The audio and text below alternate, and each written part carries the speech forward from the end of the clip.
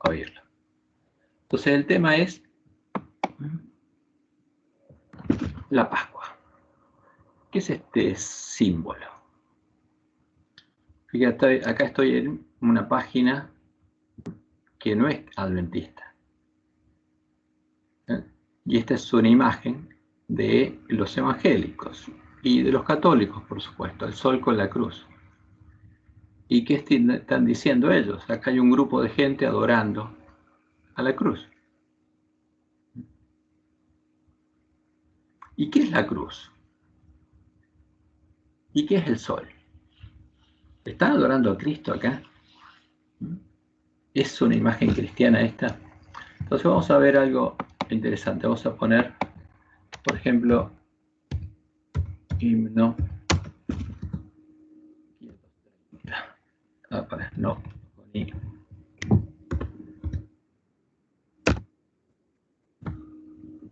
Entonces fíjense qué imagen acá.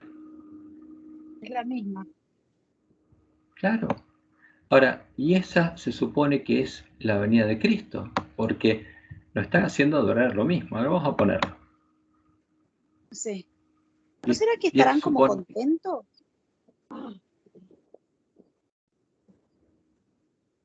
Está lento internet, porque yo estoy aquí y hay poca señal. Entonces acá estamos hablando de la segunda venida de Cristo. Y esto lo pusieron hoy a la mañana en la iglesia, por eso me llamó la atención. Entonces, vamos a ver. Entonces, ¿qué dice? Somos un pequeño pueblo muy feliz. ¿Y qué imagen usan? Las de las iglesias caídas, la adoración del sol.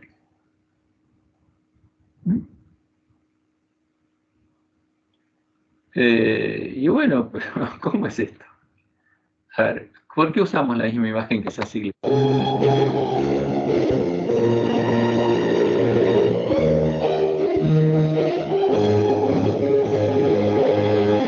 Somos un pequeño pueblo muy feliz. Somos un pequeño pueblo muy feliz.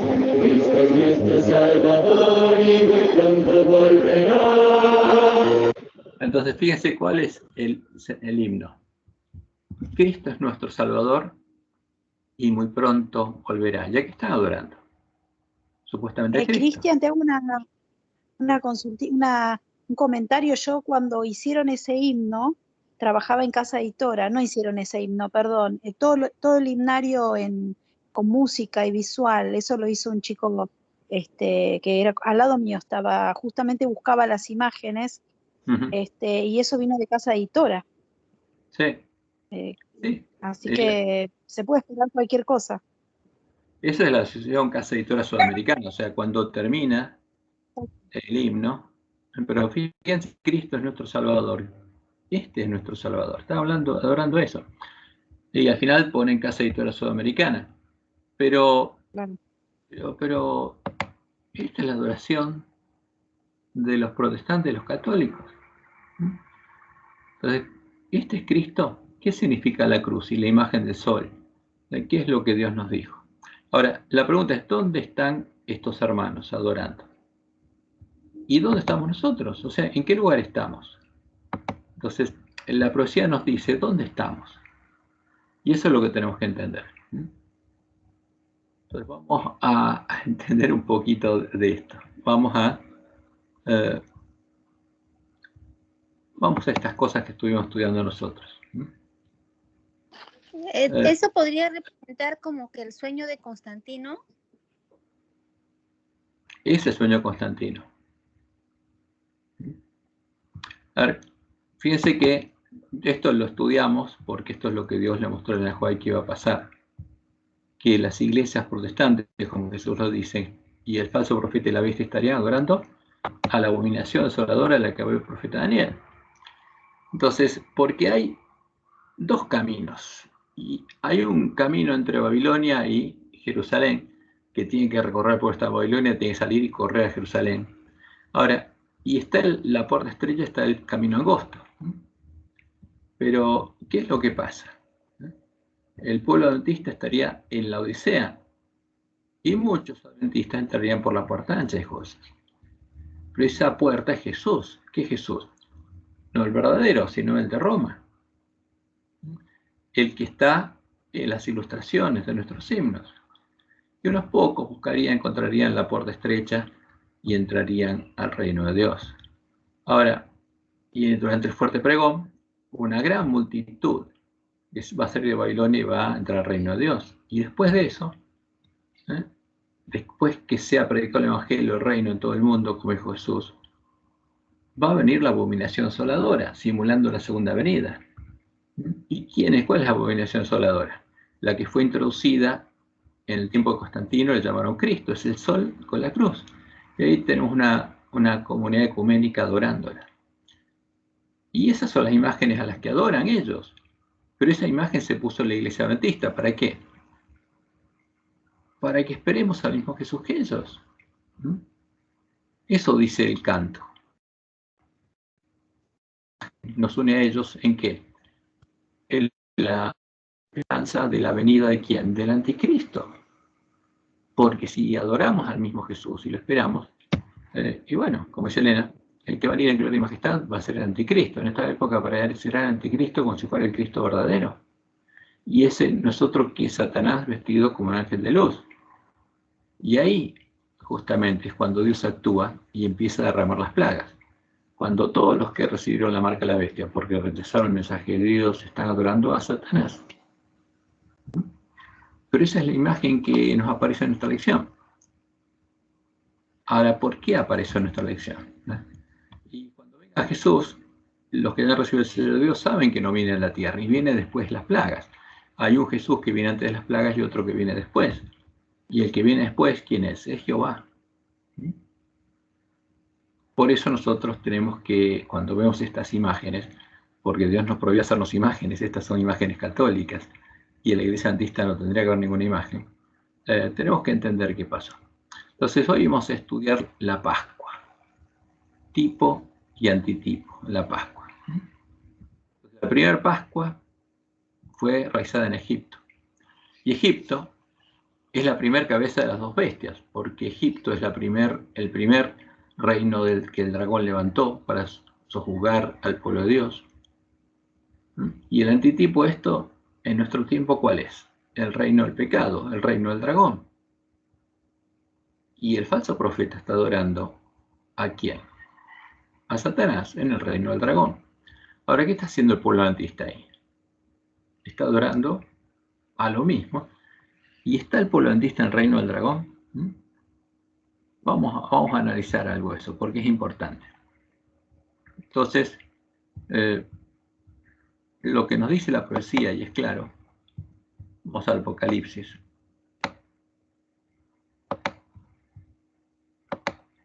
Que todo esto tiene un simbolismo y es importante que lo entendamos.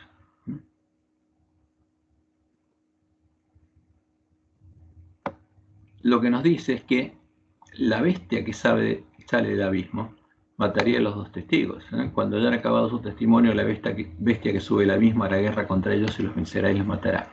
Y sus cadáveres estarán en la plaza de la grande ciudad que en sentido espiritual se llama Sodoma y Egipto, donde también nuestro Señor fue crucificado. Ahora, ¿dónde fue la primera Pascua? En Egipto. ¿Por qué? Porque Egipto es un símbolo del reino de este mundo. ¿Y dónde murió Jesús? ¿Dónde? En Egipto, en el reino del príncipe de este mundo, porque tomó nuestro lugar y murió por nosotros donde teníamos que morir nosotros. Porque se hizo esclavo de Satanás para poder liberarnos a nosotros y murió donde tenemos que morir nosotros y lo mataron nuestros pecados. Ahora, por esto es muy importante. Entonces, ¿dónde está la cruz? En Egipto. Porque justamente donde murió Jesús, si murió en Egipto, ahí está la cruz, porque ahí fue crucificado. Entonces, ¿fue crucificado dónde? En la gran ciudad de Babilonia, que en sentido espiritual también se llama Sodoma y Egipto. Entonces, ¿por qué es el reino del dragón? Y Jesús murió ahí. Ahora, si uno está ahí, frente al lugar donde el instrumento que mató a Jesús, la cruz, que es un símbolo de la muerte, ¿dónde está? Se está adorando ahí. No está adorando a Jesús. ¿Está adorando a quién? Primero está en Egipto y está adorando a la imagen del dios de Egipto, porque la cruz es un símbolo del sol, claro, está el sol y la cruz. Entonces, este pueblo, ¿dónde está? En Egipto. Y tiene que ser liberado de Egipto. Porque el que está adorando esa imagen está en Egipto. Porque está en el lugar donde Jesús murió. Entonces ahora el pueblo adventista está en Egipto. Claro que sí. Por eso necesita ser liberado de Egipto. Porque si está, donde murió Jesús, y Jesús murió en medio de la grande ciudad que en sentido espiritual se llama Sodoma en Egipto, el que está ahí está en Egipto, y tiene que ser liberado de Egipto. Por eso este es un tema muy delicado. Entonces vamos a estudiar lo que pasó en la Pascua, cuando el pueblo de Dios estaba en Egipto.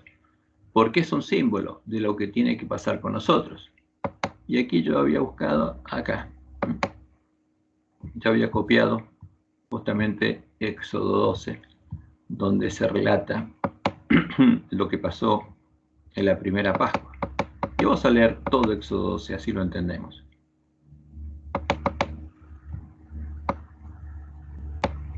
Porque esta es la primera Pascua, que es un símbolo, porque era una profecía, lo pasaría cuando Jesús muriera en Egipto.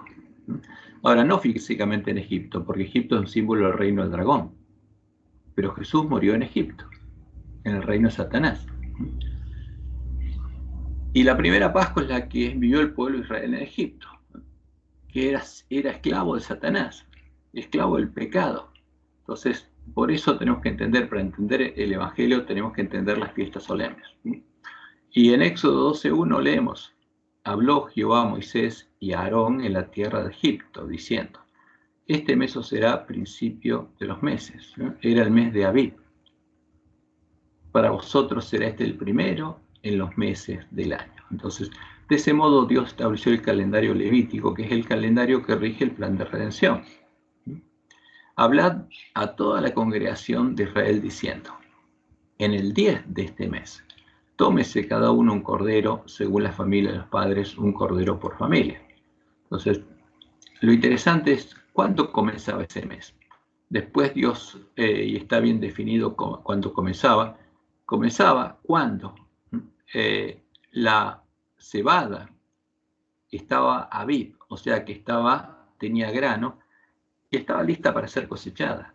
Entonces cuando terminaba un mes, porque eran meses lunares, y venía la luna nueva, el sumo sacerdote tenía que fijarse, porque terminaba el año anterior y tenía que fijarse si la cebada estaba preparada o no. Si estaba preparada, declaraba que esa luna nueva era el principio de mes, y a partir de ahí se empezaban a contar los días. Si la cebada no estaba preparada, tenía que posponer el tiempo de comienzo del año un mes más, hasta que la cebada esté preparada. Entonces, el último mes del año de ellos era el mes de Adar. Entonces, si la cebada no estaba preparada, se posponía un mes el comienzo del año nuevo y había un segundo Adar. O sea, es como si hubiera otro diciembre para ellos. Había 2 diciembres en un año. En vez de 12 meses tenían 13. Pero lo importante es que la cebada estuviera preparada para ser cosechada. Porque lo que le importa a Dios es la cosecha. Y Él va a esperar hasta que su pueblo esté preparado para ser cosechado. Por eso está esperando. La demora, como dice Santiago, es porque Él espera un pueblo preparado para recibir la lluvia temprana y la tardía. Entonces, cuando la cebada estuviera preparada, ahí empezaría el año. Y la primer cosecha sería la que Dios haría cuando estuviera preparado el Mesías. Entonces, el primer cumplimiento, el antitipo de esto se cumpliría cuando Jesús viniera. Pero vamos a la primera Pascua. Entonces, en el 10 de este mes, tómese cada uno un cordero, según las familias de los padres, un cordero por familia. Entonces, el día 10 había que seleccionar un cordero. Pero no moría el día 10, había que seleccionarlo. Este es el cordero.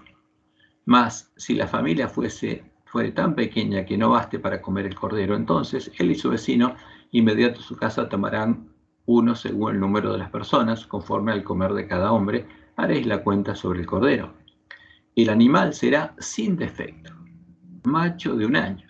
O sea, tendría que ser un cordero adulto, sin defecto, ¿no? Porque ese era un símbolo de ¿quién? Del Mesías, de Jesús. Lo tomaréis de las ovejas o de las cabras, y lo guardaréis hasta el día 14 de este mes. ¿Y qué pasaría el 14? Tenía que morir el cordero, y lo inmolará toda la congregación del pueblo de Israel entre las 2 tardes. Y tomarán la sangre y la pondrán en los 2 postes y en el dintel de las casas en las que lo han de comer. Entonces todo esto es un simbolismo, porque ese pueblo tenía que primero limpiar esas casas de levadura, lavar sus ropas, prepararse y después sacrificar el cordero y después asarlo, y esa noche tendrían que comerlo en la cena de Pascua, porque tenían que comer el cordero asado, ¿no? Pero antes de eso tenían que tomar la sangre y la pondrán en los 2 postes y en el dintel de las casas en los que lo han de comer. Entonces, esa sangre indicaba que las personas que estuvieran en esa casa iban a vivir. Y es un tipo de lo que pasó simbólicamente cuando murió el Cordero de Dios. Porque lo que quedó pintada con la sangre del Cordero es la del padre de familia que trajo este Cordero. Porque el Cordero de Dios es nuestra Pascua, si entramos a la casa del padre de familia. Entonces, la que quedó pintada con la sangre de Jesús cuando murió él fue la casa de Dios, la casa donde empezarían a entrar todos sus hijos. Y Éxodo 12:8, y aquella noche comerán la carne asada al fuego, y panes y levadura, con hierbas amargas lo comerán. Y todo esto es un símbolo, porque el que entra a la casa del padre familia tiene que comer al cordero asado. Y si el cordero es Jesús, tiene que comer a Jesús. ¿Para qué? Para incorporarlo a él, ¿no? Simbólicamente. Y panes sin levadura, porque también es un símbolo de Jesús, que es el pan sin levadura, sin pecado. ¿Para qué? Para transformarse en panes sin levadura. Son los panes sin levadura, que son los panes de la proposición de Dios, que están en la mesa de los panes de la proposición. Porque lo que Dios le propone a su pueblo es transformarlos de panes con levadura en panes sin levadura, a imagen de Jesús. Y lo comerán con hierbas amargas, símbolo de que todo el que trate de vivir piadamente en Cristo Jesús sufrirá persecución. Entonces esto es lo que Dios quería enseñarle a su pueblo. Y ninguna cosa comeréis del cruda ni cocida en agua, sino asada al fuego, su cabeza con sus pies y sus entrañas. O sea, ¿qué tenían que hacer? Comer todo el cordero. ¿Por qué tienen que hacerlo? Porque es un símbolo. Para ser como Jesús tenemos que comer a Jesús.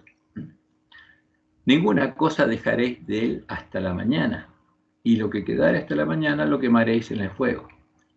Y lo comeréis así. Entonces, ¿por qué? Porque esa misma noche iban a ser librados de la esclavitud de Egipto. Cuando comieran el cordero, ya no serían más esclavos de Egipto, que es un símbolo del pecado. Como el que come el cordero de Dios, ya no es más esclavo del pecado. Y lo comeréis así, ceñidos vuestros lomos, vuestro calzado en vuestros pies, o sea, vestidos, calzados los pies, y vuestro bordón en vuestra mano, preparados para salir. Y lo comeréis apresuradamente. Es la Pascua de Jehová. Y tenían que hacerlo. ¿Para qué? Para ser libertados de Egipto. Pues yo pasaré aquella noche por la tierra de Egipto, y heriré a todo primogénito en la tierra de Egipto, así de los hombres como de las bestias, y ejecutaré mis juicios en todos los dioses de Egipto, yo, Jehová. Entonces, ¿dónde ejecutaría sus juicios? También en los dioses de Egipto. ¿Cuáles eran los dioses de Egipto? El becerro, al que después adoró justamente Israel. A los que adoraban, los egipcios adoraban algunos animales como si fueran dioses, y sobre esos cayó el juicio de Dios, yo Jehová. Y la sangre os será por señal en las casas donde vosotros estéis. Entonces, y veré la sangre y pasaré de vosotros. ¿Por qué? Porque alguien pagó por los que están en esa casa. Y los que están en esa casa ya fueron redimidos. Y no habrá en vosotros plaga de mortandad cuando hiera la tierra de Egipto. Y este día os será en memoria, y lo celebraréis como fiesta solemne para Jehová durante vuestras generaciones. Por estatuto perpetuo lo celebraréis. Y esta es una orden para el pueblo de Israel. Ahora, la iglesia cristiana, por supuesto que celebraba la Pascua, porque la vivía, porque realmente vivía la Pascua, y vivía y se beneficiaba de la Pascua, porque la entendía y la comprendía. Y a partir de ese momento hay un periodo de 7 días. 7 es el número perfecto, que simboliza todo el tiempo que el pueblo de Dios recorrería el camino angosto hasta llegar a ser como Jesús. Ese es el simbolismo de los 7 días. 7 días comeréis panes y levadura. Y así el primer día haréis que no haya levadura en vuestras casas. Acá pasó algo. Ahí está.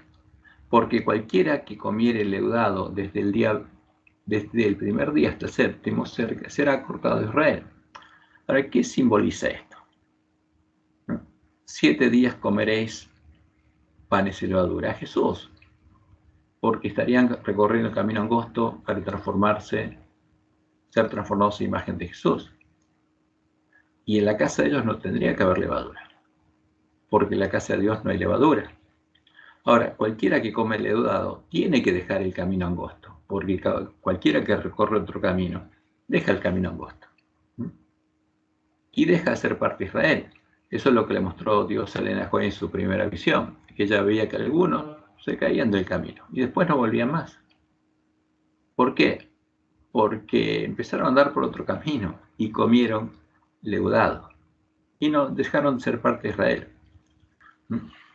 Y sigue siendo el primer día, habrá santa convocación. Entonces, ¿qué significa santa convocación? Una reunión como si fuera un sábado. Es un sábado ceremonial. O sea, el primer día de los panes y levadura es un sábado. Y asimismo, en el séptimo día tendréis una santa convocación. También es otro sábado. Fíjense que el primer día de estos 7 panes es sábado y el séptimo es otro sábado ceremonial. Ninguna obra se hará en ellos, solamente que preparéis cada uno cual haya de comer. Y guardaréis la fiesta de los panes y levadura, porque le dice, en este mismo día saqué vuestras huestes de la tierra de Egipto. O sea, cuando alguien entra a la casa de Dios a empezar a comer la cena de Pascua, ese día fue liberado o es liberado de Egipto. Por tanto, dice, guardaréis este mandamiento en vuestras generaciones por costumbre perpetua. Y eso es importante, porque nosotros tenemos que guardarlos. Pero no solamente en forma simbólica, sino en el verdadero sentido, porque ese es el sentido del Evangelio del Reino de Dios. Entonces, en el mes primero comeréis los panes y levadura desde el día 14. Entonces, hay que comer los panes y levadura por 7 días. ¿Cuándo? Desde el día 14 del mes. ¿Hasta cuándo? Hasta el día 21 del mes. Cristian, nosotros tendríamos que volver a comer panes y levadura. Es que tenemos que comerlo, si no, no vamos a ser salvos, pero tenemos que comer al antitipo, al verdadero Jesús, lo que significa. Por eso el Evangelio, cuando lo entendemos, Cristo es nuestra Pascua, como dice Pablo. Porque tenemos que comer a Jesús, para ser como Jesús. Ya no tenemos que matar un cordero, porque ya murió el Cordero de Dios. No tenemos que pintar nuestra casa con la sangre del cordero, porque Dios ya pintó la suya. Lo que tenemos que hacer es, como hijos de Dios, entrar a la casa de Dios, para poder comer el alimento que Dios nos va a dar, que es cordero asado, con panes y levadura y hierbas amargas. Después lo vamos a ver detalladamente, lo vamos a volver a ver. Por 7 días dice, no se hallará levadura en vuestras casas. ¿Por qué? Porque en la casa de Dios no hay levadura. Entonces, simbólicamente le está diciendo, bueno, esto es un símbolo de lo que va a pasar en la casa de Dios. Y en las casas de ustedes no tiene que haber levadura. Porque cualquiera que comiere leudado, así extranjero como en otro del país, será cortado de la congregación de Israel. O sea, porque el que come leudado peca, ese es el tema. Y cualquiera que comiere leudado será cortado de la congregación de Israel. Entonces, y era importante que lo hicieran porque comer en el tiempo de ellos leudado, no debían hacerlo, pero si comían o no comían, no cambiaba la situación de ellos, pero tenían que hacerlo porque era una orden de Dios. Pero en estos tiempos sí, porque comer leudado significa pecar y dejar el camino angosto y empezar a recorrer de vuelta a los viejos caminos. Ninguna cosa leudada comeréis. Y eso es importante, ninguna cosa leudada. Nada de leudado, nada que tenga que ver con el pecado tenemos que comer. En todas vuestras habitaciones comeréis panes sin levadura. Solamente a Cristo, solamente el alimento que Dios nos da. Y Moisés convocó a todos los ancianos de Israel y les dijo, sacad y tomaos corderos por vuestras familias y sacrificad la Pascua, porque es un sacrificio, porque es un símbolo del sacrificio de Jesús.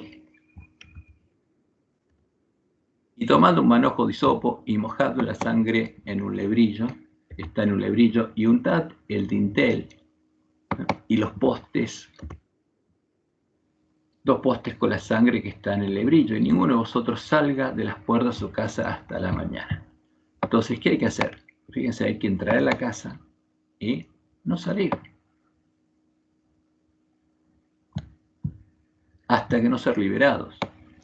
¿Por qué? Porque tiene que comer la cena de Pascua y no tiene que salir de la casa. Porque Jehová pasará hiriendo a los egipcios. Y los egipcios son símbolo de los que están en el reino del príncipe de este mundo. Y esto es un símbolo que va a pasar después que termine el fuerte pregón. Y cuando vea la sangre en las 2 postes, pasará Jehová aquella puerta y no dejará entrar al heridor en vuestras casas para herir. Y ese es el tema. Cualquiera que tenga sello de Dios en el tiempo del fin, Satanás no lo va a poder tocar. Guardaréis esto por estatuto para vosotros y para vuestros hijos para siempre. Y cuando entréis en la tierra que Jehová os dará, como prometió, guardaréis este rito, porque es para siempre. Y cuando os dijeren vuestros hijos, ¿qué es este rito vuestro? Cuando le preguntaren los chicos, ¿qué es este rito vuestro? ¿Qué tendrían que contestarle? Vosotros responderéis, la víctima de la Pascua de Jehová. Entonces el Cordero es la víctima de la Pascua de Jehová. ¿Por qué? Porque Dios hizo algo. ¿Y qué hizo Jehová? El cual pasó por encima de las casas de los hijos de Israel. O sea, pasó por alto los pecados de los hijos de Israel, cuando hirió a los egipcios y libró nuestras casas. Entonces, para pasar por alto los pecados de su pueblo, ¿qué tenía que hacer Jehová? Él sacrificar su cordero. Entonces, ¿quién es Jesús? Es la víctima de la Pascua de Jehová, es el que murió para que Jehová pase por encima de nuestras casas, de los que estamos en Egipto, los pecadores que estamos en el mundo, y nos perdone. Y los hijos de Israel fueron e hicieron puntualmente así, como Jehová había mandado a Moisés y a Aarón. Entonces, esto es lo que hicieron, como Jehová había mandado. Y aconteció que a la medianoche, por esto es importante, a la medianoche. ¿Qué pasó a la medianoche? Jehová hirió a todo primogénito en la tierra de Egipto, desde el primogénito de Faraón, que se sentaba sobre su trono,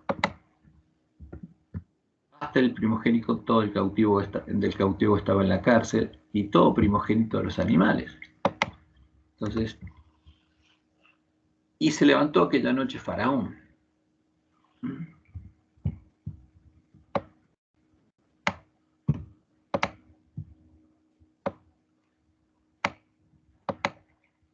Y se levantó aquella noche Faraón, él y todos sus siervos y todos los egipcios.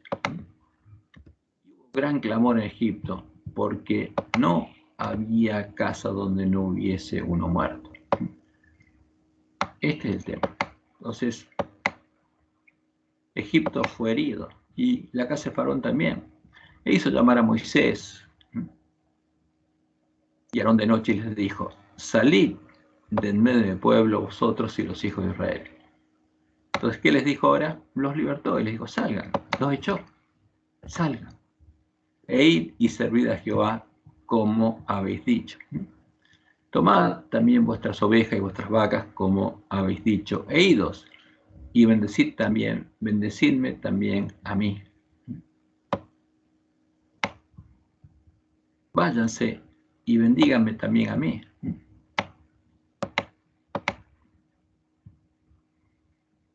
Y vayan y sirvan a Jehová como han dicho que van a hacer.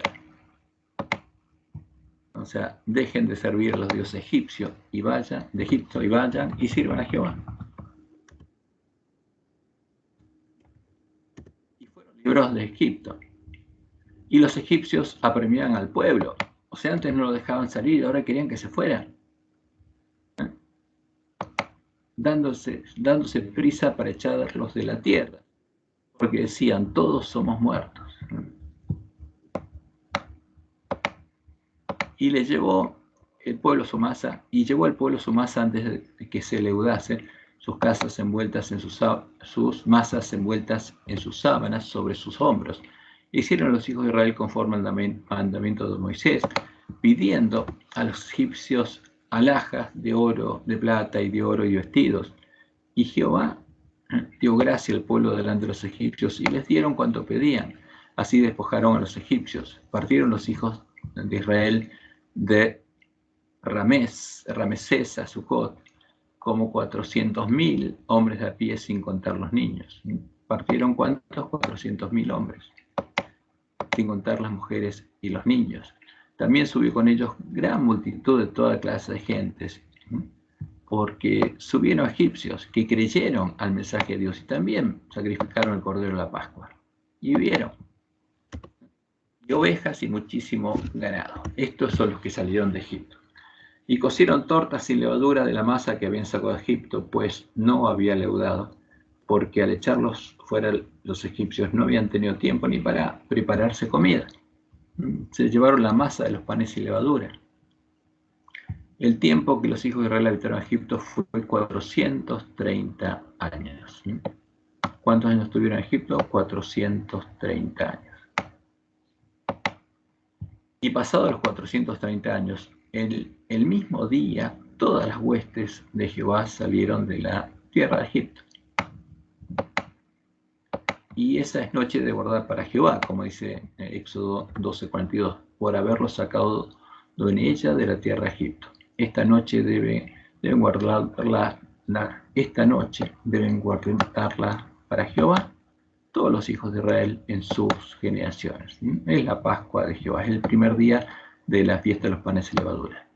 Y Jehová dijo a Moisés y a Aarón: esta es la ordenanza de la Pascua. Y esto es importante, porque esto tiene que ver mucho con nuestra Santa Cena. ¿Cuál es la ordenanza? Ningún extraño comerá de ella. O sea, porque no es una cosa en que se pueda comer descuidadamente.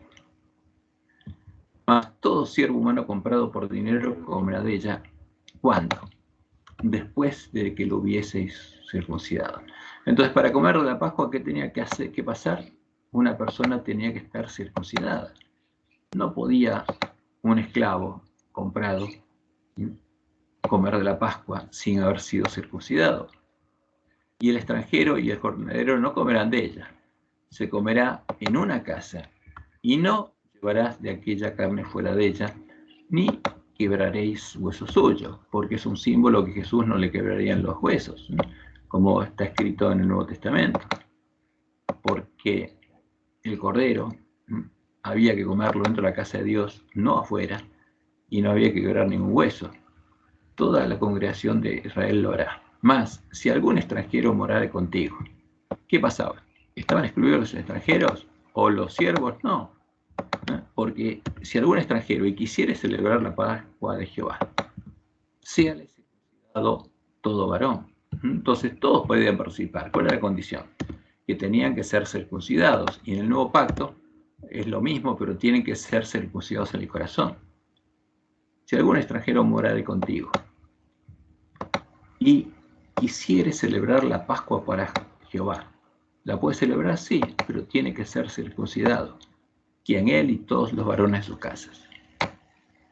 Y una vez que sean circuncidados, entonces la celebrarán.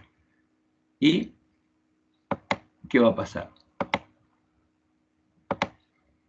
Será como uno de vuestra nación. Entonces esto es un símbolo. Entonces, ¿qué pasa con el pueblo adventista? ¿Cómo se aplica esta regla para nosotros? Porque la verdadera Pascua solo la celebran los que son circuncidados en el corazón. ¿Y qué significa la circuncisión? El nacimiento de Dios, porque hay que entrar a la casa de Dios. Entonces solo los nacidos de Dios pueden celebrar dignamente la verdadera Pascua. Y si alguien la practica sin haber sido circuncidado en el corazón, él la está haciendo indignamente. El problema es que el pueblo no entiende bien de qué se trata, por eso la celebra como la celebra. La misma ley será para el natural y para el extranjero que habita entre vosotros. Así lo hicieron todos los hijos de Israel, como mandó Jehová a Moisés y Aarón, así lo hicieron. Y en aquel mismo día sacó Jehová a los hijos de Israel de la tierra de Egipto por sus ejércitos. Entonces, y esto es importante porque ese es el día de la liberación. El día de nuestra Pascua es el día de nuestra liberación. Entonces, eso que Dios hizo con Israel se transformó en un símbolo de lo que volvería a ser después con su pueblo, cuando lo liberara de la esclavitud de Egipto. Entonces, lo importante es entender el simbolismo, cuál es la relación entre los símbolos y lo real. Entonces, ¿lo entendieron esto? ¿Tienen preguntas? Porque la idea es que estudiemos y se saquen las dudas. No, el tema acá central, porque si vos lo lees así literalmente, sin conocer la promesa de Dios de la circuncisión del corazón, es como ir a los Gálatas, ¿no? Que tuvo que ir Pablo después a recriminarles ese evangelio que le estaban tratando de predicar. Si lo lees así literalmente, sin conocer esta promesa de Dios del nuevo pacto, la circuncisión del corazón y de grabar en la mente y en el corazón su ley, parecería que solamente un judío puede tomar la Pascua.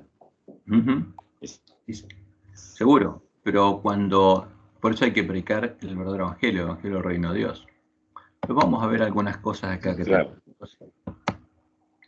Vamos a ver algunos paralelos. Vamos a ver algunas de estas ilustraciones que pusimos acá, a ver si pueden aportar algo. Y ustedes me ayudan a ver si aportan o no. Entonces hay un tipo y un antitipo, porque la fiesta solemne de Jehová, como Dios dijo, es una profecía. Jesús dijo que todas se tenían que cumplir hasta la última jota o tilde.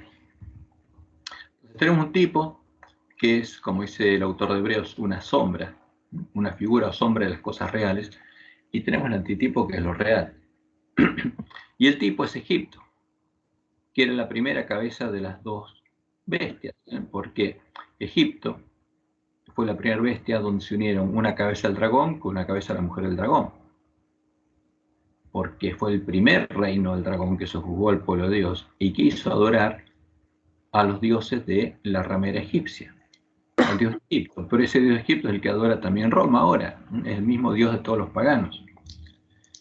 ¿Y ¿Qué significa el antitipo? El reino del pecado, el reino del dragón, donde murió Jesús. ¿Por qué dónde murió Jesús? En la plaza de la gran ciudad que se llama Babilonia, Sodoma y Egipto. Porque murió en el reino del dragón, por donde murió el primer cordero de la Pascua, que es un símbolo de Cristo. Ahí murió Jesús. Por eso Él es nuestra Pascua, para liberarnos ¿de qué? De la esclavitud del reino de Satanás. Y la liberación de la esclavitud de Egipto es lo que ocurrió. Dios libró a su pueblo de la esclavitud de Egipto y es un símbolo de la liberación de la esclavitud del pecado. Porque, ¿qué pasó en Edén? El reino de Dios era el Edén, que era, digamos, una figura o una copia del Edén celestial, donde Satanás se rebeló en contra de Dios. Y cuando el hombre pecó, salió el reino de Dios y quedó fuera del Edén. ¿Y dónde quedó? En el reino donde están todos los pecadores, los esclavos del pecado, el reino de Satanás, el reino del príncipe de este mundo.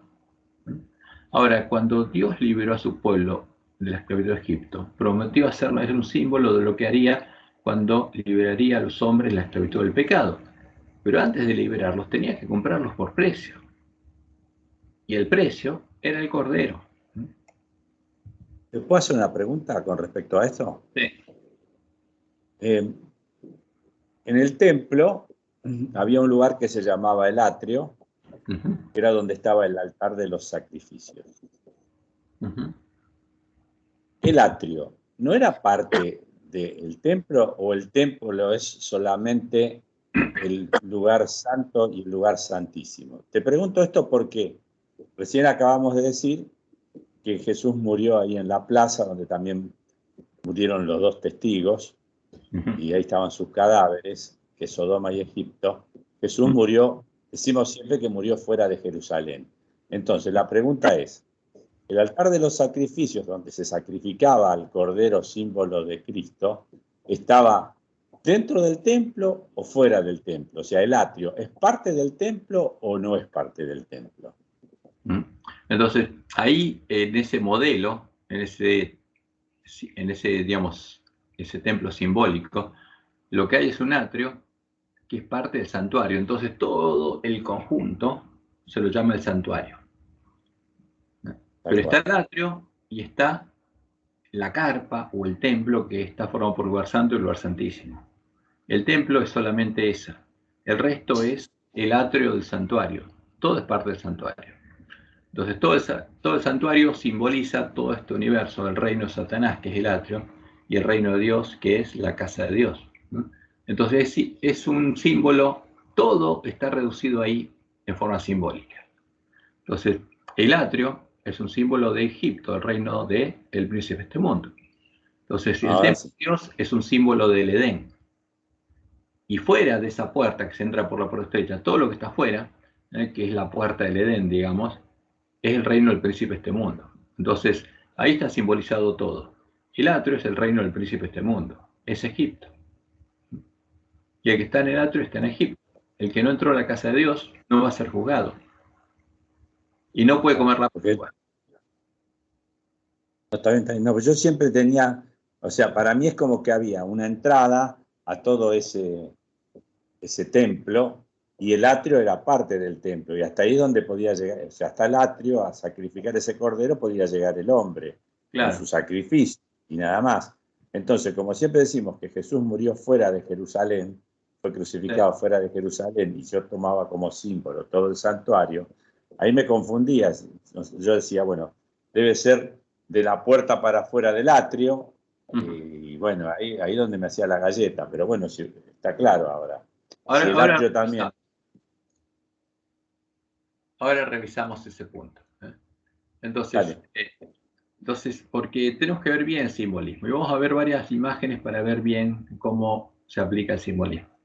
Entonces, en el tipo, en la primera Pascua, había un cordero de Pascua que cada uno tenía que seleccionar, que era un macho de 1 año, perfecto, de las cabras o de los corderos. Y el antitipo es el cordero de Dios, que quita el pecado del mundo. Porque ese es el cordero que murió en el antitipo de Egipto. porque el tipo es Egipto, que es el reino de Satanás. Y Jesús no murió dentro del Edén, murió fuera, donde fueron echados a Adán y Eva, donde están los pecadores. Y está la casa del padre de familia, que tenía que no tener levadura, y donde tenían que preparar la mesa para que todos comieran, y había que asar el cordero, y tener panes sin levadura y hierbas amargas. Y esa, la casa del padre de familia, es un símbolo de la casa de Dios, del lugar de su santuario. O sea, el lugar donde está la casa de Dios, el lugar santo de la casa de Dios donde tienen que entrar sus hijos. Cristian, te hago una pregunta.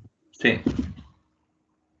Viste que vos comentabas que el corderito representaba en un futuro a Jesús, ¿no? Si lo comían. Y tiene algo que ver, perdón si me derivo de tema, o por ahí es algo parecido lo que hacemos en la Santa Cena, que comemos el pan y simboliza a Cristo. ¿Tiene algo que ver con eso o de dónde vino? No, sí tiene que ver con eso. Porque Cristo es nuestra Pascua, pero lo que se hace en la Santa Cena de nuestra iglesia es simbólico. Lo importante sería que comiéramos al verdadero Cordero, que entráramos en la casa de Dios. Porque lo que Jesús le enseñó a hacer a los discípulos es un símbolo. Entonces, ¿qué le dijo Jesús? Ustedes quieren quedarse en Jerusalén hasta el año 70, cuando va a ser destruida la ciudad y el templo. Pero cuando vean a Jerusalén rodeada de ejércitos, salgan de ella. Pero ¿qué pasaba en ese tiempo? Desde que Jesús murió en el año 31 hasta que Jerusalén fue destruida. Seguían festejando la Pascua simbólica. Y todos los 14, ¿qué pasaba? Sacrificaban un cordero y lo volvían a comer en todas las casas, pues seguían festejando eso en forma simbólica, pero ya no tenía sentido porque lo simbólico había sido transformado en algo real. Entonces, ¿qué le enseñó Jesús a los discípulos? En la Pascua, cuando ellos maten un cordero, ustedes coman esto. Y al hacer esto, van a anunciar ¿qué cosa? Que el verdadero cordero ya murió. No van a comer un cordero simbólico. ¿Por qué? Y al comer al festejar la Pascua de este modo, la muerte del verdadero Cordero de Dios van a estar anunciando. Eso es lo que Jesús les enseñó a hacer. Entonces la Pascua y la Santa Cena que conocemos nosotros, Jesús nos enseñó, era para que ellos dieron testimonio a sus hermanos judíos que el verdadero Cordero ya había muerto.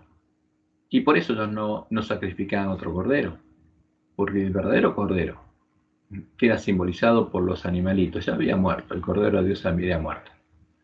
Entonces, porque el Cordero de Dios había muerto, tenían que ellos manifestarlo de ese modo, comiendo panes sin levadura y el vino de la vid, diciendo que comían la carne y la sangre del Cordero, ¿no? Por eso decía, el que no come carne y bebe sangre, no puede tener vida en sí mismo. Entonces ellos comían al Cordero de Dios, pero estaban comiendo al verdadero Cordero de Dios porque Dios lo estaba transformando en imagen de Jesús.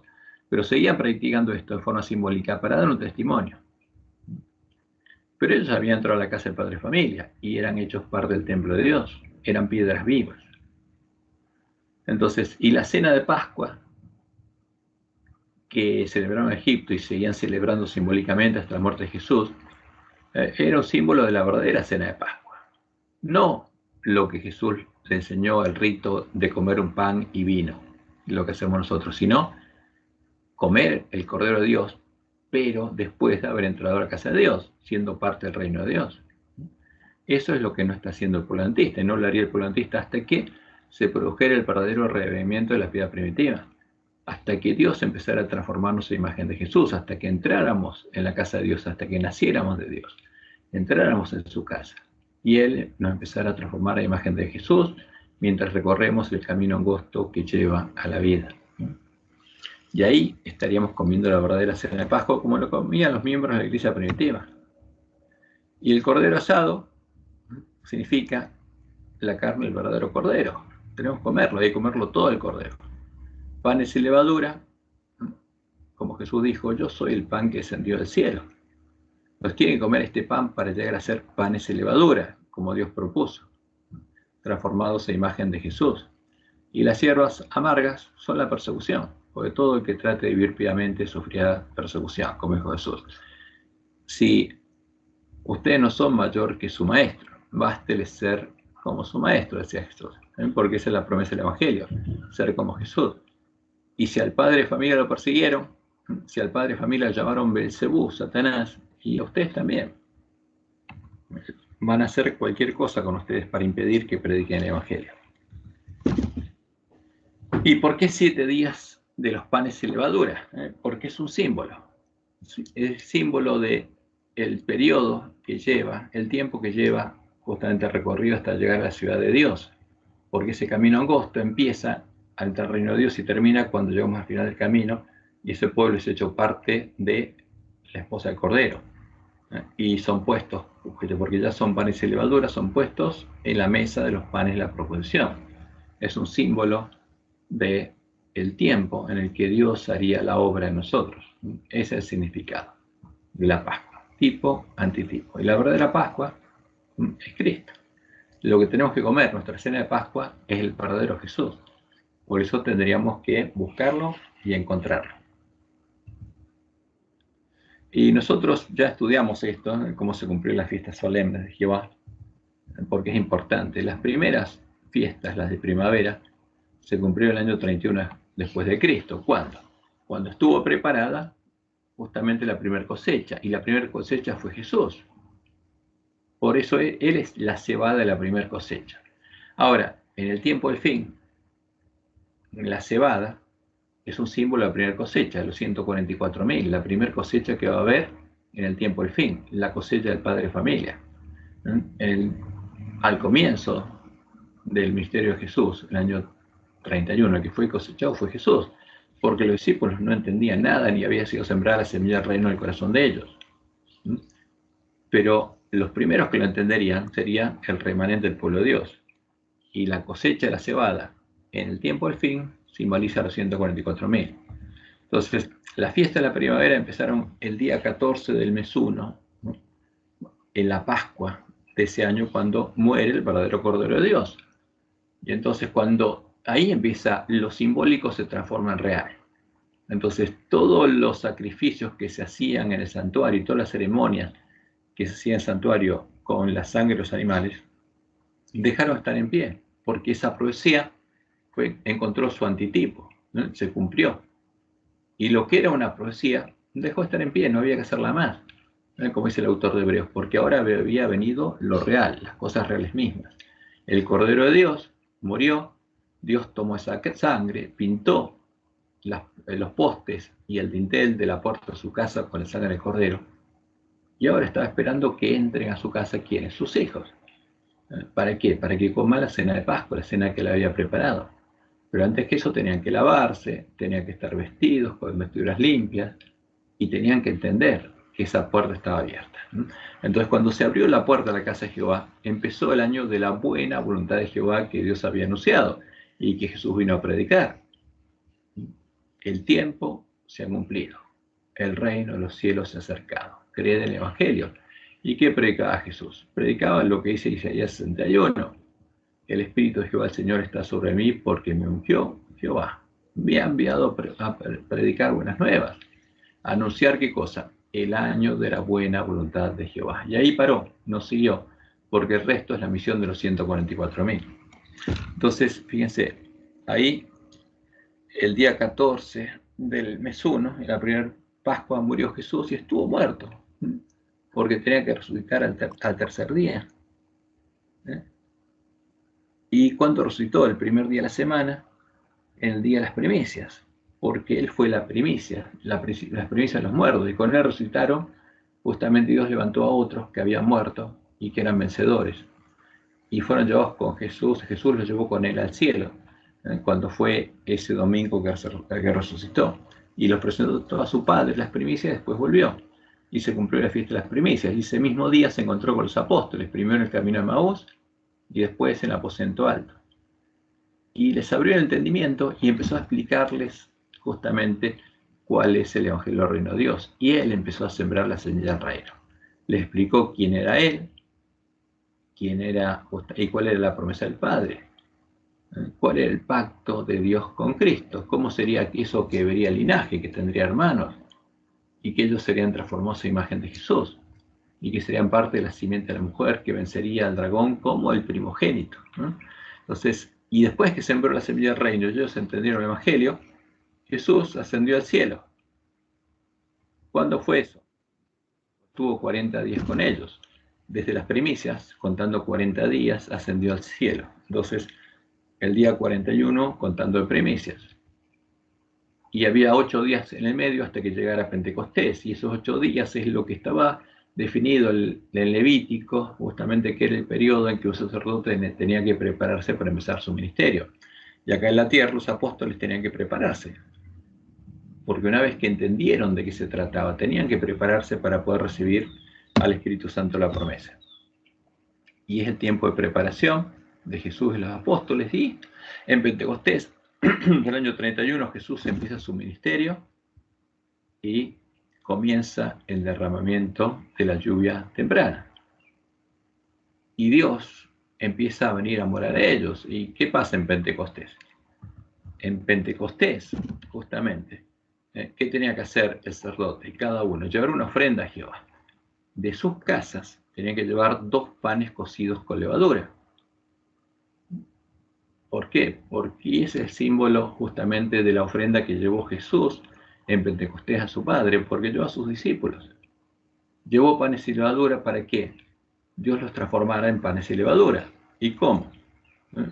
Dándoles la cena de Pascua, porque ellos tenían que empezar a comer justamente al cordero asado con panes y levadura y hierbas amargas, y tenían que seguir comiéndolo hasta vencer, hasta ser puestos en la mesa de los panes de la proposición. Y esa es la promesa de Dios, transformar panes con levadura, que están en el reino de Satanás, el reino del príncipe de este mundo, y son hijos de Adán, y tienen la ley del pecado escrita en la mente del corazón. ¿En qué? En hermanos de Jesús, que reflejan plenamente la imagen de Jesús y son sus hijos. Y esa es la proposición de él, simbolizada en el templo y en las fiestas solemnes. Y ellos tenían que ser transformados en panes sin levadura y puestos en la mesa de los panes de la proposición. Y empezaron a predicar el Evangelio, y el Evangelio empezó a predicarse como reguero de pólvora, a esparcirse por todo el mundo. Y por supuesto pasó lo que Jesús anunció en Éfeso, Esmirna, en Pérgamo, que vino la apostasía, ¿no? Y fue introducida la abominación asoladora, y después Jezabel empezó a perseguir y asesinar al pueblo de Dios. Y eso duró por 1260 años, hasta que finalmente, a fin del siglo XIII, el hombre de pecado, que ahora era cuerno pequeño de la bestia romana, logró echar por tierra el lugar santuario de Dios y la verdad, asesinando al remanente de la iglesia primitiva. Y se perdió la semilla que sembrase ese pueblo. Y por supuesto también dio muerte a los 2 testigos. Y a partir de ese momento nadie conocía la verdad. Entonces el pueblo de Dios estuvo sin semilla y sin lluvia. Durante el periodo Sardis estaba muerto porque no conocía la verdad. Tenía nombre que vivía, se llamaba cristiano, pero estaba muerto porque estaba en el reino del príncipe de este mundo, en Egipto, y no tenía idea dónde estaba. Y cuando Dios levanta la iglesia de la Reforma, durante el periodo de Filadelfia, y Lutero sale de Babilonia llevando sus manos los cadáveres de los 2 testigos, ese pueblo empieza a buscar la puerta abierta, ¿no? Y la sigue buscando, y la va a seguir buscando hasta que la encuentre. Y llega el tiempo, llega el fin de la ira, Dios retiene los vientos y le da a comer el librito abierto de su pueblo, y de ese modo separa a las vírgenes que salieron a buscar al esposo. Y llega el tiempo de restauración, porque Dios le muestra que los lugares asolados van a ser reedificados, pero primero el pueblo antista tiene que recuperar el conocimiento de la verdad. Pero esas vírgenes se duermen y llegan a estar en la condición del ángel de la Odisea, pero van a ser despertadas, y ahí van a buscar y van a encontrar la puerta. Entonces el tiempo de la última generación es cuando se empezaría a cumplir de nuevo justamente. El pueblo adventista encontraría esa puerta y empezaría a entrar de nuevo al reino de Dios. Bueno, entonces, y cuando alguien encontrara esa puerta, como Dios le mostró a Miller simbólicamente su sueño, se escucharía un clamor a medianoche. Aquí viene el esposo, salía a recibirle, y las vírgenes serían despertadas. Entonces, si ese es el antitipo del día 1 del mes 7, la fiesta de las trompetas, y ese es el clamor de medianoche, porque la fiesta de las trompetas le anuncia a su pueblo, como el mensaje del primer ángel, que el día del juicio de Dios está a las puertas. Porque las trompetas para despertar al pueblo y anunciarles que el día 9 se cerró la puerta de gracia, que tienen tiempo hasta el día 9, a la puesta de sol, cuando se acaba el continuo, es quitado el continuo, para arreglar todos sus temas pendientes, para que cuando llegue el día de la expiación, estar preparados. Y se empieza a escuchar la trompeta, y empieza a ser sembrada nuevamente, ¿qué cosa? La semilla del reino. Porque hasta ese momento el pueblo de Dios estuvo sin semilla y sin lluvia. Y como Dios le mostró en el Joai, en este tiempo se va a producir el verdadero reavivamiento de la piedad primitiva en medio del pueblo de Dios, ¿no? Como lo está escrito en los conflictos siglos, página 517. Antes que los juicios de Dios caigan finalmente sobre la tierra, habrá entre el pueblo del Señor un avivamiento de la piedad primitiva cuando no se ha visto nunca desde los tiempos apostólicos. El espíritu y el poder de Dios serán derramados sobre sus hijos. Y van a empezar a entrar al reino de Dios. Y van a empezar a comer de nuevo el verdadero cordero. Cordero asado, con levadura, con panes y levadura, y hierbas amargas. Porque va a haber persecución, como Jesús nos dijo claramente, porque los siervos fieles van a ser perseguidos por los lobos y por los siervos malos que van a estar comiendo y viviendo con ellos. Pero cuando Jesús venga, tiene que encontrarnos así. Cuando venga a buscarnos para llevarnos la batalla, tiene que encontrarnos así. Entonces, ahí va a ser derramado nuevamente de la lluvia temprana. ¿Hasta cuándo? Hasta el día 9 del mes 7, a la puesta de sol, cuando es quitado el continuo y se cierra la puerta.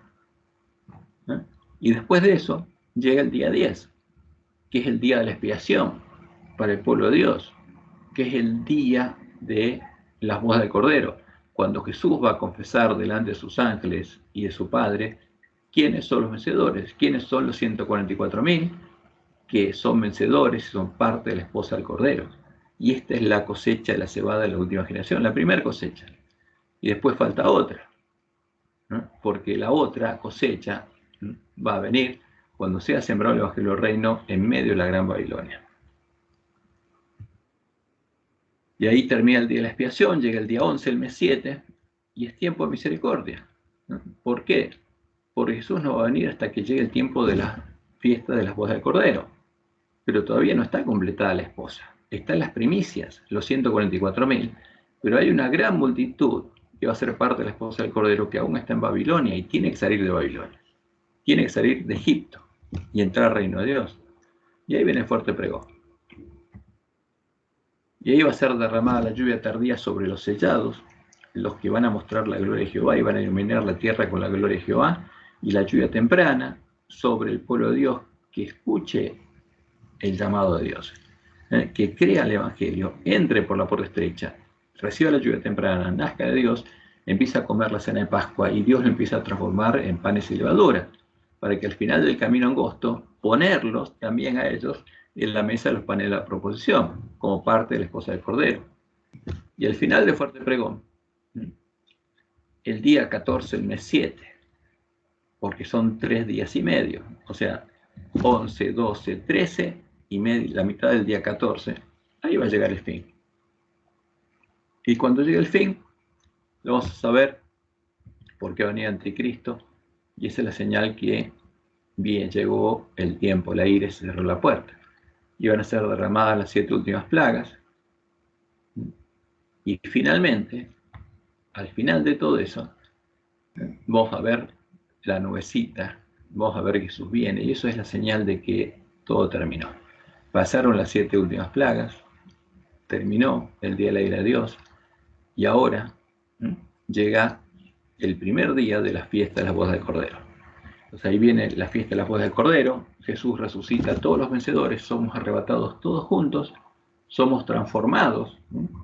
O sea, ya nuestro carácter ya fue transformado porque tenemos que quitar la ley de Dios la mente del corazón. Ahora se nos da un cuerpo sano, no enfermo, que vamos a tener por la eternidad, y somos arrebatados juntamente con los que resucitan. ahí, todos juntos, participamos de la fiesta de las bodas del Cordero, porque Jesús vino a buscar a su esposa, a los vencedores, a todos los que son parte de su esposa, a todos los que Él redimió. Y este es el cumplimiento de la fiesta, profecía de la fiesta solemne de Jehová. Y lo interesante es que estamos en este tiempo. Entonces, es el tiempo cuando recuperaríamos el conocimiento de la verdad. Sería sembrado de nuevo la semilla del reino y podríamos comer al verdadero Jesús para ser transformados a imagen de Jesús, porque Él es nuestra Pascua.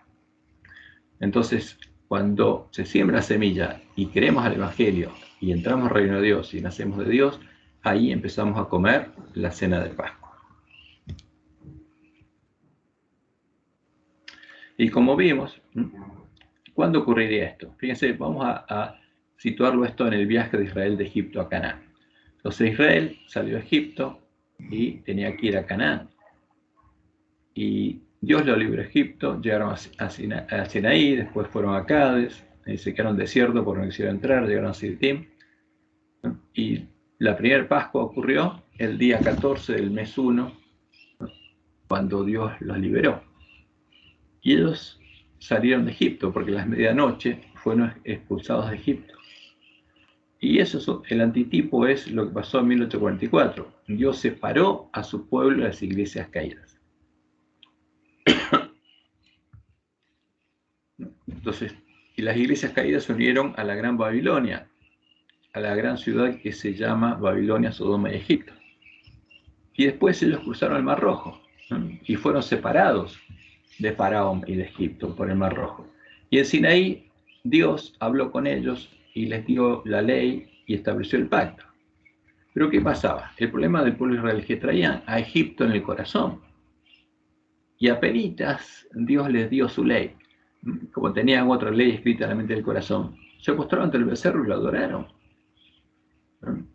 Pero Dios sabía lo que iba a pasar y tenía paciencia y amor con ellos porque su objetivo era librarlos justamente de esos errores. ¿Qué pasó con el pueblo antista? Dios le dio la orden de reparar la brecha sobre el Papa en su santa ley, o sea, recuperar el conocimiento de la verdad. ¿Para qué?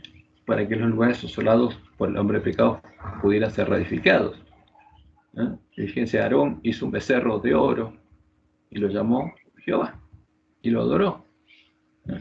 Y es un tipo de los errores heredados de los paganos y los papistas que lleva el pueblo antista.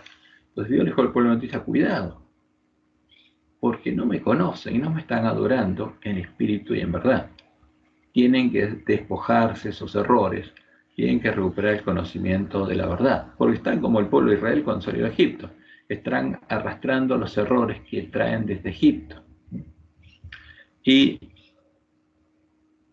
para entrar a Canaán y construir sus casas sobre la roca, la verdadera roca, debían encontrar la puerta abierta, como Jesús le dijo al pueblo de la Iglesia Reforma, al Santo, al verdadero Jesús, porque no lo conocían.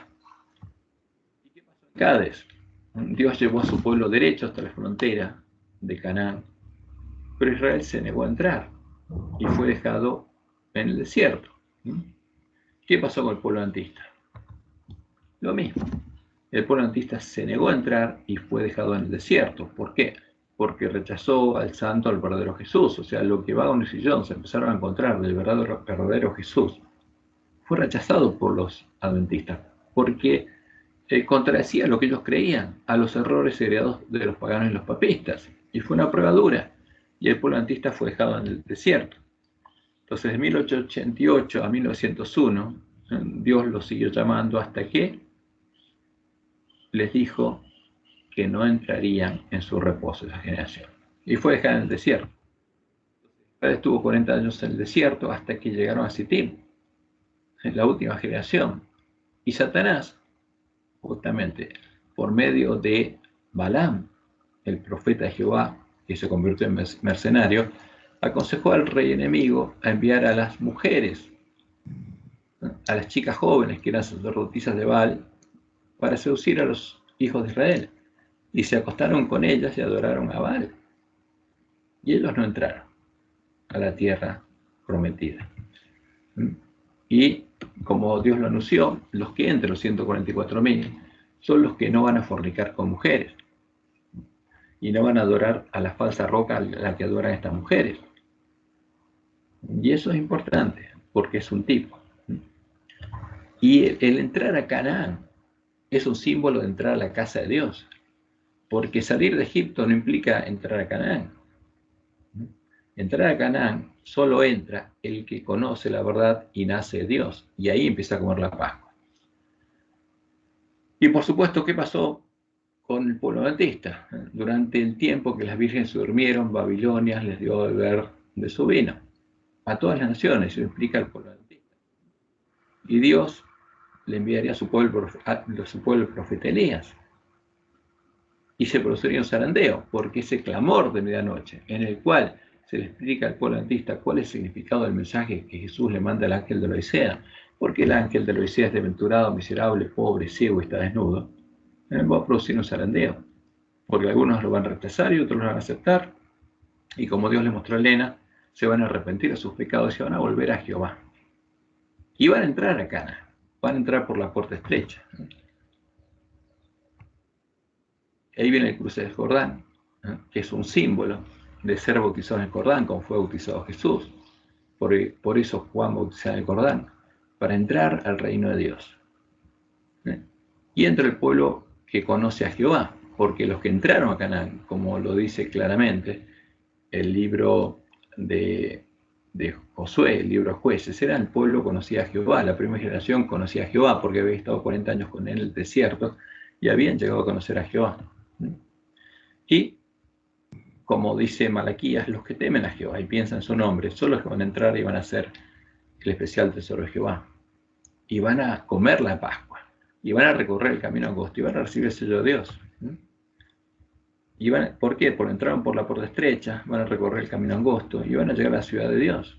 Después de comer por 7 días, cordero asado, con panes y levadura, y hierbas amargas. Entonces esa es la promesa de Dios. Ahora, entrar a la casa de Dios solamente lo haría la última generación. Por eso hay un paralelo entre el pueblo de Israel y nosotros. Y la última generación del pueblo adventista, los 144.000 que van a recibir el sello de Dios, son los únicos que van a entrar a Canaán. El resto no va a entrar. Entonces, por eso cuando se habla de que la iglesia adventista no caerá, triunfará, es porque no va a haber otra iglesia. Pero eso no quiere decir que todos los adventistas van a entrar, ni que la organización va a entrar. Es individual. Va a haber 144.000 sellados en la iglesia adventista. Por eso el plan de Dios para la iglesia adventista se va a cumplir. Y por eso la iglesia adventista va a triunfar. Y después, esos 144.000 sellados son los que van a completar la obra del plan de redención. Y por eso los que retienen la doctrina de Jezabel, porque Jezabel introdujo por medio de los labios de nuevo su doctrina entre nosotros, y adoran a la falsa roca que son dioses, como Dios lo anunció, van a entrar por la puerta ancha, a donde la sinagoga de Satanás, van a recorrer el camino angosto, el espacioso, y van a llegar a conocer las profundidades de Satanás. Y recién se van a dar cuenta de que están equivocados, porque los demonios los van a cegar en el tiempo de la sexta plaga, como Dios le mostró en el juez. Ahora, vamos a verlo en otra ilustración. Fíjense, está Egipto, la gran Babilonia, sinagoga de Satanás, lo que son habitación de demonios. Está el desierto y está el reino de Dios, que es el templo de Dios, la nueva Jerusalén, la ciudad de Dios. Entonces vamos a ver otra ilustración de esto. Simbólicamente se habla que el reino de Dios está sobre el monte Sión, y la primera piedra del ángulo del templo de Jehová fue el Cordero de Dios, como dice Isaías 28:6. Aquí he puesto en Sión la principal piedra del ángulo, escogida, preciosa. Y después hay otras piedras vivas con las que se edifica ese templo, que el hombre pecado echó por tierra, pero va a ser reedificado. Y hay, para entrar al reino de Dios, porque no es el reino de este mundo, como había una separación entre el Edén y el reino del príncipe de este mundo, hay una puerta. Y simbólicamente, para cruzar, para entrar a esa tierra prometida al reino de Dios, está la puerta y está el Jordán, que equivalen a lo mismo. Porque está el Jordán y por otro lado está el Nilo. Y en el medio está el desierto. Está el Nilo o el Mar Rojo, porque se puede ir al desierto por el Mar Rojo o por el Nilo, atravesando el Nilo, y en el medio está el desierto, y a un lado está Egipto, la Gran Babilonia, símbolo de la sinagoga de Satanás, y por el otro está el reino de Dios. Ahora, pero el que entra al reino de Dios no es el que está en el desierto, porque el pueblo adventista está en el desierto. El que cruza el Jordán es el que entra al reino de Dios, ¿no? Pero el antitipo de esto es el reino de Dios, donde hay una puerta para entrar. Y esa es la puerta estrecha. Y a partir de ese momento hay un camino angosto, ¿no? Y hay una semilla que hay que ser sembrada. Y esa semilla es el verdadero Jesús, porque nosotros tenemos que ser transformados a la imagen de Jesús. Entonces siembra esa semilla que es el grano de trigo, y cuando germina, crece. Como leemos en Juan 12, 23 y 24. Jesús les respondió diciendo: ha llegado la hora para que el Hijo del Hombre sea glorificado. De cierto os digo, que si el grano de trigo no cae en la tierra y muere, queda solo, pero si muere, lleva mucho fruto. Entonces, la semilla de trigo que se tiene que sembrar en nuestro corazón es el verdadero Jesús. Porque cuando esa semilla germina en nuestro corazón y crece, en nuestro corazón vamos a tener lo mismo que tiene Jesús en su corazón. Porque vamos a ser una planta de trigo con el mismo fruto que se vio en Jesús. Y ese es el Evangelio, simbólicamente. Entonces, cuando alguien entra al reino de Dios por la puerta estrecha o cruza el Jordán, recibe la lluvia temprana y germina el grano de trigo, ¿no? Y empieza a crecer esa plantita, como dice Pablo en Efesios 4:13, hasta que todos lleguemos a la unidad de la fe y del conocimiento del Hijo de Dios, a un varón perfecto, a la medida de la estatura de la plenitud de Cristo, porque ese es el objetivo, esa es la promesa del Evangelio, llegar a ser panes y levadura como Jesús. Y el que alcanza la estatura de Cristo es el que entra por las puertas de la ciudad, porque ya venció, recorrió el camino angosto y entra por las puertas de la ciudad de Dios. Y ese es el camino que recorría la iglesia primitiva. Y Jesús le dijo a su pueblo: sé fiel hasta la muerte, y yo te daré la corona en la vida. Porque Satanás empezó a perseguir y asesinar a ese pueblo para apagar esa luz, hasta que echó por tierra el lugar santuario de Dios y la verdad.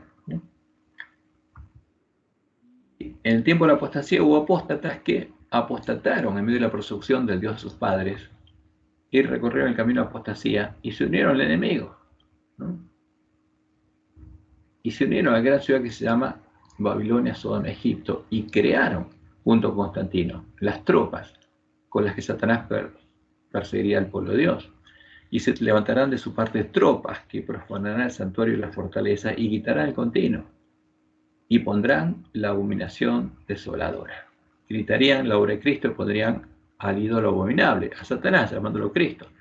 Con lisonjas seducirá a los violadores del pacto, mas el pueblo conoce a su Dios, se esforzará y actuará. ¿No? Y como dice al final de esta cita bíblica, del Dios de sus padres no hará caso, adoraría a otro Dios, honrará en su lugar al Dios de la fortaleza, al Dios de Roma, de la bestia romana, un Dios ajeno.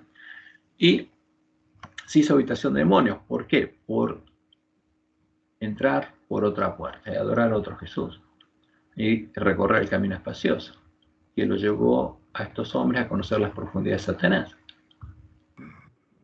Y ese es el anticristo, al que Roma llama Cristo. Y la cristiandad empezó a estar dividida en dos grupos: los que adoraban a la abominación desoladora y el pueblo conocía a su Dios, hasta que desapareció el pueblo conocía a su Dios. Pero ahora tiene que haber un pueblo que conoce a su Dios y el mismo conflicto se va a repetir.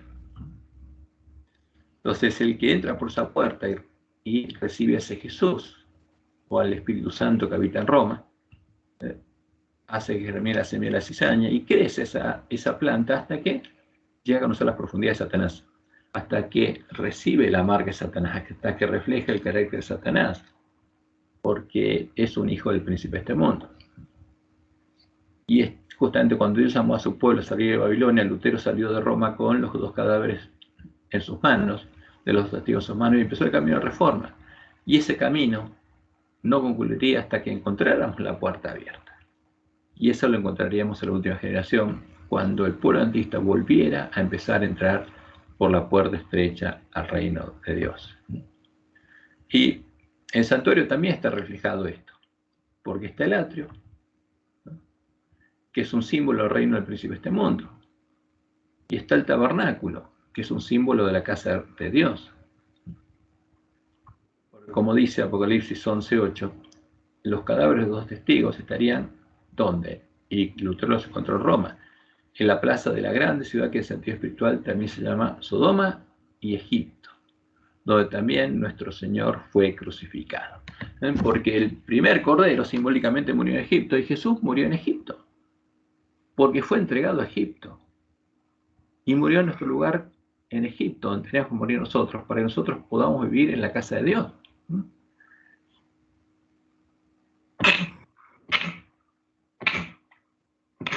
Disculpen. Entonces eso es lo que pasó. Entonces, ¿quién lo mató? Nuestros pecados. Murió en el reino de Satanás, como que tenían que morir Adán, Eva y todos los pecadores. ¿Para qué? Para que pudiéramos vivir. Y justamente el atrio es un símbolo donde murió Jesús, que es Egipto. Por eso el atrio es un símbolo de Babilonia, Sodoma y Egipto. Y ahí está la cruz. Y el que adora la cruz está ahí. ¿Y está adorando a quién? Al Dios de Egipto. Cuando le pone el sol atrás, está adorando, está en el lugar donde antes de ser liberado de la esclavitud de Egipto, el pueblo de Israel sacrificó el Cordero de Pascua. Ahí murió Jesús. ¿Ves? Y el resto, el tabernáculo, el símbolo de la casa de Dios, de Canaán, el reino de Dios. Y el pecador llegaba hasta ahí y era esclavo del pecado y seguía pecando y pecando y pecando porque seguía estando en Egipto, pero a pesar de estar en Egipto, Dios lo perdonaba. Hasta que Jesús murió en Egipto, no estamos nosotros, para que nosotros pudiéramos entrar a la casa de Dios. Y ahí, cuando se cumplió esa profecía, la del altar, la de la cruz, y la cruz es un símbolo del pecado y de la muerte que mató a Jesús, no es un símbolo de vida, al contrario, es un símbolo que está en el reino del príncipe de este mundo. A partir de ese momento se abrió la puerta para que nosotros pudiéramos ir a la presencia de Dios. Porque una vez que fuimos liberados de la esclavitud de Egipto, Jesús tomó nuestro lugar. Ahí ya Satanás no pudo reclamar nada. Y se abrió la puerta para que entráramos a la casa de Dios y Él fue echado al cielo. El que nos acusaba reclamándonos como propios, ya no pudo acusarnos más. Y como dice el autor de Hebreos, se abrió un camino nuevo y vivo. El camino que Satanás quiere ocultar. Y empieza por la puerta estrecha de entrar a la casa de Dios. Pero antes de eso, hay que creer en el Cordero de Dios, hay que lavar nuestras ropas en la sangre del Cordero, hay que entrar vestidos con vestiduras limpias a la casa de Dios y empezar a comer la cena de Pascua y recorrer el camino que recorren los hijos de Dios hasta llegar a ser panes de levadura y entrar por las puertas de la ciudad de Dios, porque ese es el símbolo. Los panes de levadura, en la mesa de los panes de la provisión, es un símbolo de la esposa del Cordero. Y justamente los que en este tiempo, los adventistas y todos los hombres que cuando sean juzgados estén todavía en el atrio adorando a la cruz, postrados ante el sol, no van a ser medidos, porque Jesús solo va a confesar el nombre de los vencedores. Porque los gentiles están ahí. Porque el atrio es un símbolo donde están los pecadores. Y en cambio, el tabernáculo es un símbolo de la casa de Dios, cuya puerta, los postes de su puerta y el dintel fueron pintados con la sangre del Cordero para que sus hijos pudieran entrar. Y esa puerta está abierta mientras dura el año de la buena voluntad de Jehová. Y esto es lo que se perdió. Este conocimiento se perdió cuando fue echado por tierra el conocimiento de la verdad. Y en el atrio adoraron al sol, al Dios de las fortalezas. Fíjense, ahí está la cruz y el cuerpo muerto, porque ese es el lugar, eso es Egipto, eso es Sodoma. Ese es el reino del príncipe de este mundo. Lamentablemente a nuestras iglesias le están poniendo cruces diciendo que estamos ahí, pero ahí está la abominación desoladora. Es la puerta ancha del camino espacioso que lleva a la perdición. Y antes que llegara el día de Jehová, después de beber del vino al furor de la fornicación de la Gran Babilonia, el pueblo, la iglesia remanente también, se hallaría en el atrio, adorando al Dios de Jezabel, junto a los gentiles, como leemos en Ezequiel 8:16, porque los varones ancianos del pueblo estarían adorando al sol, con sus espaldas vueltas al templo de Jehová, y sus rostros hacia el oriente, adoraban al sol, postrándose hacia el oriente. Y a la casa de Jehová, y a Jehová, y al camino que hay en la casa de Jehová, le harían la espalda, no les importaría. Estarían aquí, fíjense, frente al altar, mirando la cruz, y con el sol al fondo en el oriente. Y esa es la imagen que aparece en nuestras Biblias, porque el oriente está para allá, porque mirar a Jehová había que darle la espalda al sol. Pero ahí está, fíjense esta imagen, la imagen que usan todos los católicos, los protestantes para adorar al anticristo, es lo que está en nuestros himnarios. Y el polonatista se postra ante una cruz, porque incluso se pusieron cruces en nuestra iglesia y algunos se postraron, sin saber lo que está haciendo, y que está adorando al Dios de Egipto, y que está en medio de Babilonia, Sodoma y Egipto. O sea, el que está en la Odisea, ¿dónde está? No está en la casa de Dios, está en el atrio, está en Babilonia, Sodoma y Egipto. Aunque la iglesia adventista no es Babilonia, pero estamos con los lobos adorando al sol. Eso es lo que pasa. Ese es el problema. Por eso Dios le enviaría a su pueblo al profeta Elías. Y ellos verían la puerta estrecha, el camino angosto que lleva a la ciudad de Dios, siendo iluminada por la luz del clamor de medianoche. Y empezarían a recorrer ese camino, porque entrarían al reino de Dios, no se quedarían en el atrio. ¿Y qué dijo Elías? Y acercándose Elías a todo el pueblo, dijo: ¿hasta cuándo claudicaréis vosotros entre dos pensamientos? Si Jehová es Dios, seguidle, y si Baal, id en pos de él. Y ahí el polonatista empezaría a entrar por la puerta estrecha al reino de Dios. Y por supuesto, llegaría a haber 144.000 adventistas que serían hechos parte de la Nueva Jerusalén, la iglesia triunfante. Que entrarían por la puerta estrecha y recorrerían el camino angosto que lleva a la vida. Bueno, esto es lo que podemos ver de la Pascua, por eso es importante entenderla bien, entender la primera Pascua y por qué el simbolismo, y dónde estamos nosotros. ¿Qué estamos adorando nosotros si adoramos esto? Fíjense, himno 530. Cristo volverá, pero esta es la imagen de la venida del anticristo. Estos cristianos son parte de la cristiandad que adora a ¿quién? A la bestia, a su imagen. Este no es Jesús. Y eso es lo que está pasando con el polonatista, se cumple la profecía. Por eso tenemos que preocuparnos de despertar y darles el alimento a tiempo a nuestros hermanos. ¿Tienen alguna pregunta sobre esto? ¿Algún comentario?